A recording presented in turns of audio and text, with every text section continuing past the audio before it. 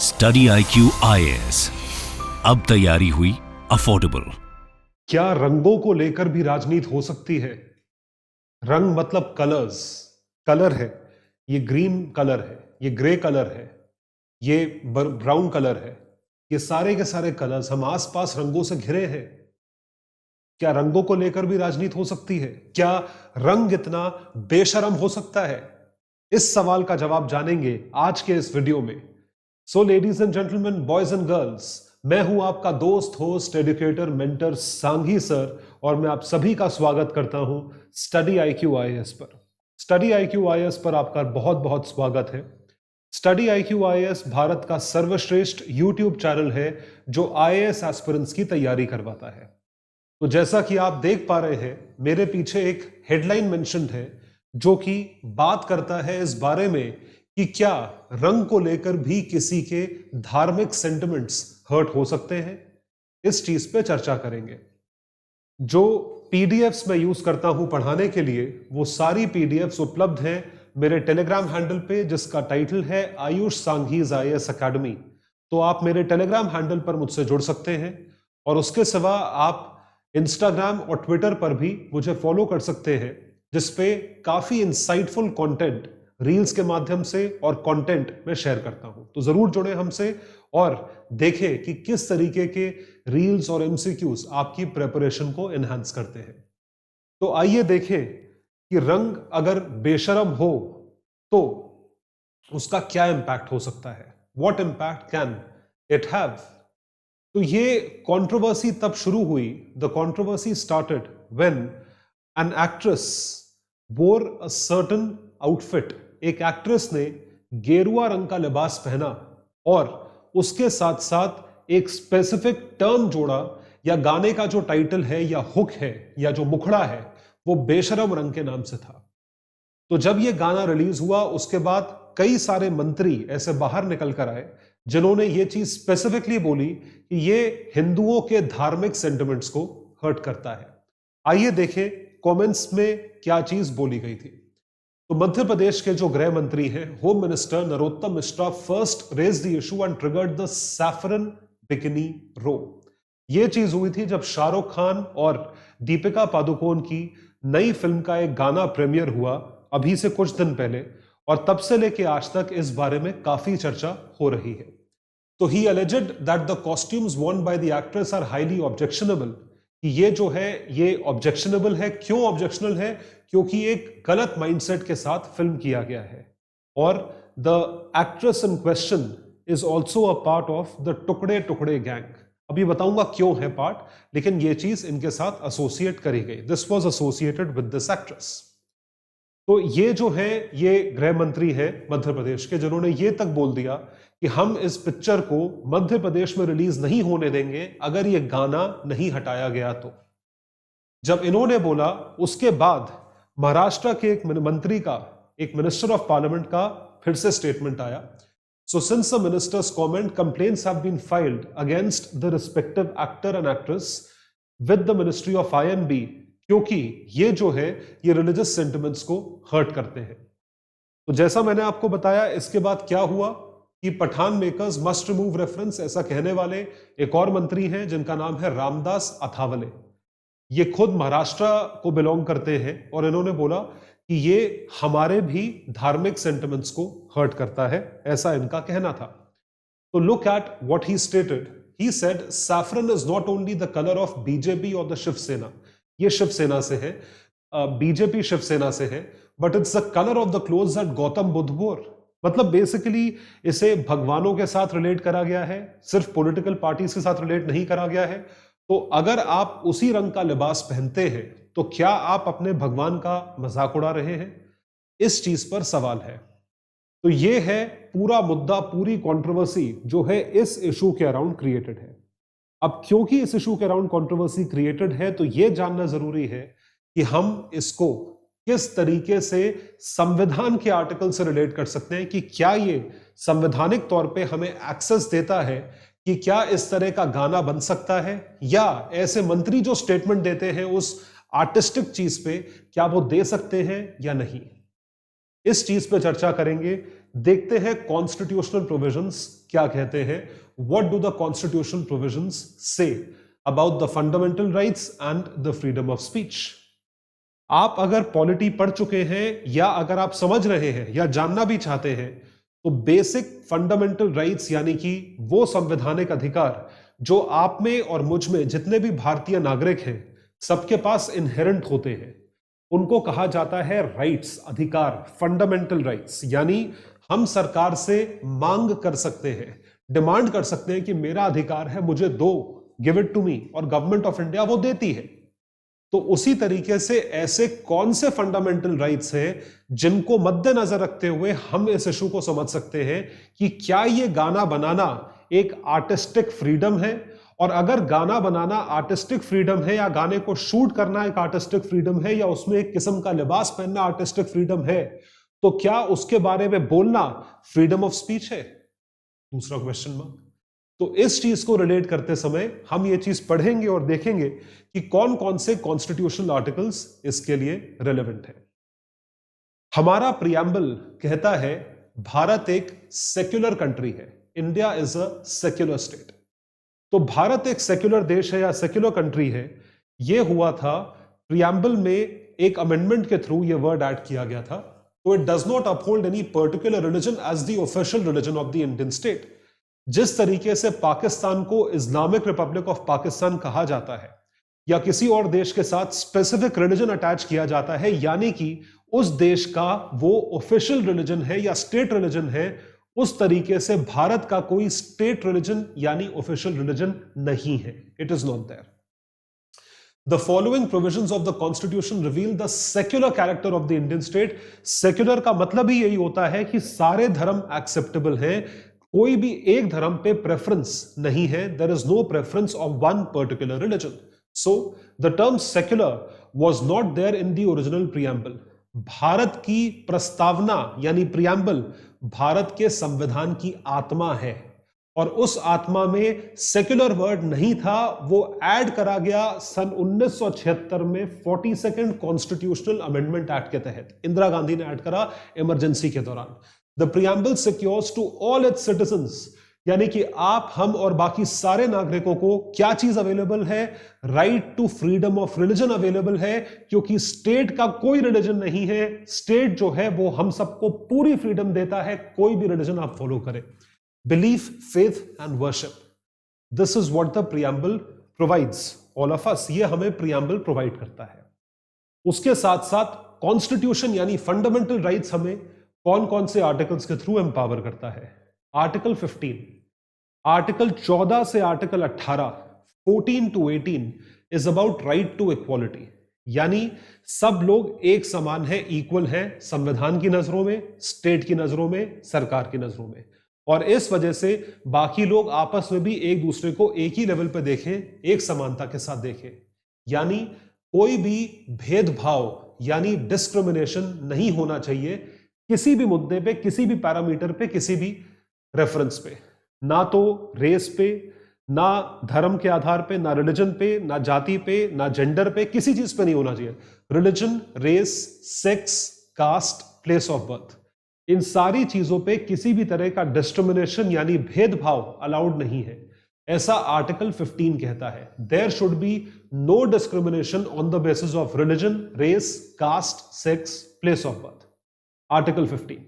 तो धर्म के आधार पे कोई आप डिफरेंस कर ही नहीं सकते, क्योंकि आर्टिकल 15 ने हर एक धर्म के इंसान को या हर इंसान को फ्रीडम दी है कि आपका भेदभाव नहीं होगा। आप चाहे XYZ किसी भी रिलीजन से हो या आप एक नास्तिक हो, एथीस्ट हो। और उसके साथ साथ जो दूसरी चीज बताई जाती है दैट इज आर्टिकल 25। आर्टिकल 25 जो है वो है right to freedom of religion. हमें पूरी की पूरी फ्रीडम है, हमें पूरी लिबर्टी है, हमें पूरी छूट है, हम जो मर्जी रिलीजन फॉलो करें। So the freedom of religion to basically do what? To propagate, practice any kind of religion. तो ये पूरी की पूरी चीज आर्टिकल 25 के तहत हमें दी गई है। हमारे पास फ्रीडम है कि हम प्रोपगेट कर सकते हैं, फैला सकते हैं, प्रोफेस कर सकते हैं। मैं प्रोफेस कर सकता हूं रिलीजन को, प्रोपगेट कर सकता हूं, ये सारी चीजें मैं कर सकता हूं एक धर्म को लेके। I can freely profess, practice and propagate any religion is stated in article 25। ये मेरे कॉन्शियंस में है, जो भी मुझे ठीक लगे वो मैं कर सकता हूं। ऑब्वियस सी बात है, पीसफुल तरीके से करोगे तो सब अलाउड है। ये प्रोविजंस हमारे इक्वालिटी को, right to freedom of religion को सपोर्ट करते हैं। तो यहां पे आपको एक स्पेसिफिक कॉन्टेक्स्ट देने के लिए वेस्टर्न कॉन्सेप्ट भी बताते हैं, नेगेटिव कॉन्सेप्ट भी बताते हैं। तो वेस्टर्न कॉन्सेप्ट सेक्युलरिज्म का क्या कहता है? It connotes a complete separation between religion, जो कि चर्च है, एंड द स्टेट। मतलब चर्च अलग है और स्टेट अलग है, मतलब स्टेट और रिलीजन आपस में मिक्स नहीं होंगे, जो कि बहुत ही अच्छा है, अकलमंदी की बात है। स्टेट रिलीजन मिक्स हो गए तो हर चीज रिलीजियस बेसिस पे स्टेट डिसाइड करेगा, या स्टेट का इन्फ्लुएंस रिलीजन पे होगा या रिलीजन का इन्फ्लुएंस स्टेट पे होगा। जनरली उल्टा होता है, रिलीजन का इन्फ्लुएंस स्टेट पे होता है। तो फिर तो state is driven by religion, भगवान भरोसे स्टेट चल रहा है, ऐसा थोड़ी चलता है। प्रैक्टिस क्या है? अगर तुम्हारे स्टेट में किसी दूसरे रिलीजन के लोग हैं तो वो कैसे जिंदा रहेंगे? तो वेस्टर्न कॉन्सेप्ट जो सेक्युलरिज्म का है, state is independent of religion, जो कि अकलमंदी है। और नेगेटिव कॉन्सेप्ट क्या है? Is inapplicable in the Indian situation where the society is multi religious. तो सोसाइटी जो है वो मल्टी रिलीजियस है, इस वजह से स्टेट ने अपना धर्म कभी भी नहीं बनाया। Official religion of state is nothing. There is no religion. State has no religion. Hence, the Indian Constitution embodied the positive concept giving equal respect to all religions, and state has not accepted any religion. There is no official religion. State is independent of religion. सारे धर्मों को equal treatment दिया जाएगा, ऐसा कहा जा रहा है। This is something which is being stated. So I hope you have been able to understand कि हमें संविधान से किस चीज का एक्सेस पूरी तरीके से, बढ़िया तरीके से मिला हुआ है। तो फंडामेंटल राइट्स के कुछ प्रोविजंस बताने के लिए, कुछ प्रोविजंस आपको एक्सप्लेन करने के लिए मैंने यहां पर इंक्लूड करे हैं। वो आते हैं part 3 of the Indian constitution में। तो पार्ट 3 जो भारतीय संविधान का है, उसमें fundamental rights range from article 12 to article 35। तो आर्टिकल 12 से आर्टिकल 35 तक स्टेट और फंडामेंटल राइट्स पूरी तरीके से दे रखे हैं, और वो कई कैटेगरीज में डिवाइड करे जाते हैं। फंडामेंटल राइट्स इसलिए दिए गए हैं ताकि लोगों को एक्सेस होना चाहिए, या लोगों की पावर जो है वो स्टेट के प्रति क्या है। What is the power of people with respect to the state? That is something which is highly important. तो इस चीज को, ताकि स्टेट का एक अथॉरिटेरियन रूल आपके हमारे ऊपर ना हो, स्टेट का एक डेस्पोटिक रूल ना हो, पूरी तरीके से डेमोक्रेटिक रूल चलना चाहिए। वो तब होता है जब लोगों को आप पावर दो। So the fundamental rights are meant for promoting the idea of और ideal of political democracy, so that they are not authoritarian, so that they are not despotic, so that they protect, the state is bound to protect the liberty of you and me, जो कि हमें किस तरीके से संविधान ने provide करी है। Part 3 of the Indian constitution. जानते हो कौन से राइट्स है? बताता हूं अभी। What are the rights? देखिए, category of rights. So these are the category of rights. Right to equality, article 14 to 18। Right to freedom, ये चीज है जिसके तहत लोग बोल पाते हैं। फ्रीडम ऑफ स्पीच, आप और हम आज की डेट में कंटेंट बना रहे हैं, यूट्यूब पे अपने व्यूज शेयर कर रहे हैं। हम तो खैर एजुकेशन पर्पस के लिए कर रहे हैं, लेकिन जो पॉलिटिकली अपने ओपिनियंस एक्सप्रेस करना चाहते हैं, इतने सारे न्यूज चैनल्स आज की डेट में यूट्यूब पे चल रहे हैं। They are functioning on the basis of right to freedom. उसके बाद right against exploitation, right to freedom of religion, cultural and educational rights, right to constitutional remedies, all of these things are a part of fundamental rights. ये सारे के सारे fundamental rights का ही part है, इसको ध्यान रखिएगा। तो इसमें जो इंपॉर्टेंट राइट है, या जो इस कॉन्टेक्स्ट में, मतलब इस टॉपिक के कॉन्टेक्स्ट में जो अधिकार था, जो मैंने आपको बताया, एक तो right to freedom of religion था, दूसरा है article 19 right to freedom of speech, कि क्या हम कुछ भी बोल सकते हैं, क्या हम बोल सकते हैं, क्या एक जो गायक है वो एक ऐसा गाना गा सकता है जिसका टाइटल बेशरम रंग हो, और उसके साथ साथ क्या गेरुआ रंग दिखा सकता है? क्या ये आर्टिस्टिक फ्रीडम के तहत आता है, फ्रीडम ऑफ स्पीच के तहत आता है? बिल्कुल आता है। तो यदि उन्होंने कुछ बोला, तो दूसरी तरफ अगर कोई मंत्री बोलता है कि इसको, ये हमारे धार्मिक सेंटिमेंट्स को हर्ट कर रहा है, तो क्या ये एक रीजनेबल रिस्ट्रिक्शन है? उनके पास भी फ्रीडम ऑफ स्पीच है। So the right to freedom of speech and expression is one of the rights covered under right to freedom, जो कि आर्टिकल 19 में आता है। It is a part of article 19, and this is something which states all of these things. So right to freedom of speech and expression, कि हमारे पास बोलने की पूरी फ्रीडम है, as long as we do not disturb the peace and harmony of the country। शांतिपूर्वक तरीके से आप कुछ बोलेंगे, प्रदर्शन करेंगे, डेमोक्रेटिक कंट्री है, आप पूरी तरीके से विरोध करिए, क्रिटिसाइज करिए, जो करना है करिए, आप शांतिपूर्वक तरीके से करेंगे, आप वायलेंट नहीं होंगे, ये चीज बताई गई है। This is something which has been stated. So right to freedom of speech and expression is a relative right which is subject to reasonable restriction. It is not an absolute right. तो आपके पास freedom है, हमारे पास freedom है, हमारे पास कई चीजों का freedom है कि हम अपने व्यूज एक्सप्रेस कर सकते हैं। प्रेस की फ्रीडम है, जो न्यूज मीडिया चैनल्स आते हैं, एवी मोड में या प्रिंट मोड में अखबार आते हैं। कमर्शियल एडवर्टाइजमेंट्स वो दिखाया जा सकता है। अब कमर्शियल एडवर्टाइजमेंट्स में अगर किसी के धार्मिक सेंटिमेंट्स हर्ट होते हैं तो फिर वो कमर्शियल एडवर्टाइजमेंट विड्रॉ भी करा जाता है, पब्लिक अपॉलॉजी भी आती है, जैसे तनिष्क की आई थी। Right against tapping of telephone conversation, आप मेरी बात सुन नहीं सकते, मेरी फ्रीडम है।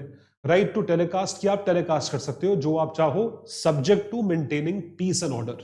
वर्ल्ड ऑर्डर और पीस मेंटेन होना चाहिए। Government has no monopoly on electronic media.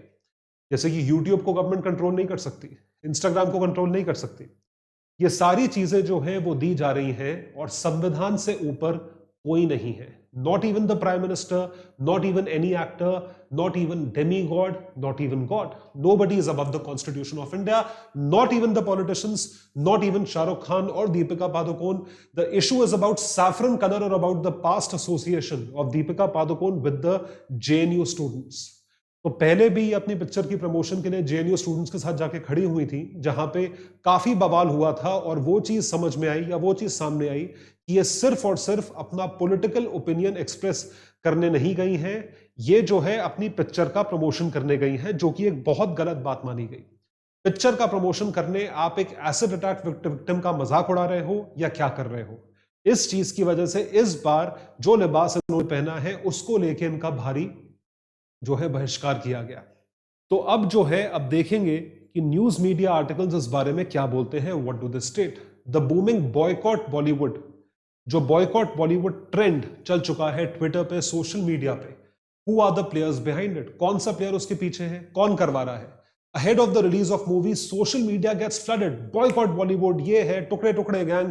Interview of the actors जो पुराने दिए होंगे 15-20 साल पहले, वो चला बैठते हैं with some social media users asking people to boycott the film for their views on certain sentiments, कि किसी चीज पे व्यू आ गया है अगेंस्ट दिस और अगेंस्ट नेपोटिज्म। आपने देखा होगा नेपोटिज्म अमंग अदर थिंग्स। तो ये सारी की सारी चीजें हैं जो कि प्रमोट करती हैं। और देखिए और क्या यूजर्स बिलोंग तो किस टाइप के? देखिए दो टाइप के यूजर्स हैं। There are two category of users. पहले यूजर्स वो हैं जो कि जिनके रिलीजियस सेंटिमेंट्स हर्ट होते हैं। दूसरे यूजर्स वो हैं जो कि सोशल मीडिया के थ्रू बॉयकॉट करना चाहते हैं। तो ये यूजर्स हैं कौन? Users belonging to groups that claim to be against nepotism. Nepotism का मतलब है कि भाई राजा का बेटा राजा बन रहा है। In Bollywood who together believe that Sushant Singh Rajput की जो डेथ थी वो एक कॉन्स्पिरेसी थी, वो एक मिस्ट्री थी, तो इसको सपोर्ट करने वाले लोग हुए। और दूसरा मतलब ये नेपोटिस्टिक बच्चे हुए। राइट विंग यूजर्स जो इस मामले में बदनाम है कि भाई आप अपना एक धर्म प्रमोट कर रहे हो। वो started referring to Bollywood as Urduwood, claiming that the industry often makes films that are moving away from Hindu values by the yardstick. तो दो तरह के स्कूल्स ऑफ थॉट हैं जो कि बॉयकॉट कर रहे हैं। ये भी बॉयकॉट कर रहे हैं, ये भी बॉयकॉट कर रहे हैं। बॉयकॉट अलग अलग रीजन की वजह से किया जा रहा है। जहां पर बॉयकॉट बॉलीवुड का इतना बड़ा ट्रेंड चल गया, वहां पर इन लोगों को सपोर्ट भी मिलता है। देखिए इनको सपोर्ट करने वाले कौन लोग हैं? Who is supporting the film stars और एक्टर्स? वो भी अपने पॉलिटिकल मोटिवेशन की तरफ से देख रहे होंगे। इनको सपोर्ट मिलता भी नेताओं से है। जैसे अखिलेश यादव जो है वो सपोर्ट करते हैं पठान के गाने और उन सब चीजों को जो कि उसमें बताई गई हैं। दूसरी तरफ एक और साउथ के एक्टर हैं प्रकाश राज जी, वो भी सपोर्ट करते हैं, कहते हैं बेशरम बिगट्स। यहां पे ये एनालॉजी ड्रॉ करते हैं कि भारत को रिप्रेजेंटेशन दिलवाया दीपिका पादुकोण ने फीफा में, जहां पे आप फीफा में जाके एक इंटरनेशनल स्तर पे इंडिया का प्लेटफॉर्म जो है वो बढ़ा रहे हो, तो क्या अब आप फीफा को भी बैन करोगे, फीफा को भी बॉयकॉट करोगे? आपकी हिम्मत है? So proud of you. Will बेशरम bigots ban FIFA World Cup also because she is promoting the World Cup? क्या ऐसा भी होगा? ये चीज बोलने वाले काफी लोग हैं। Multiple people have stated this. तो ये चीज जो है ये नहीं हो सकती। Why Indians didn't boycott FIFA? Why selective boycott? ये भी करो। अब देखिए इसमें ये अननेसेसरी आर्ग्यूमेंट है। इस अननेसेसरी आर्ग्यूमेंट का कोई लेना देना नहीं है because this is politically driven. सवाल ये उठता है कि क्या आप संविधान के दायरे में रहकर काम कर रहे हो या नहीं कर रहे हो। So is unity and sanity of the country is very important. आपको क्या लगता है कि क्या ये एक प्रोपेगेंडा है?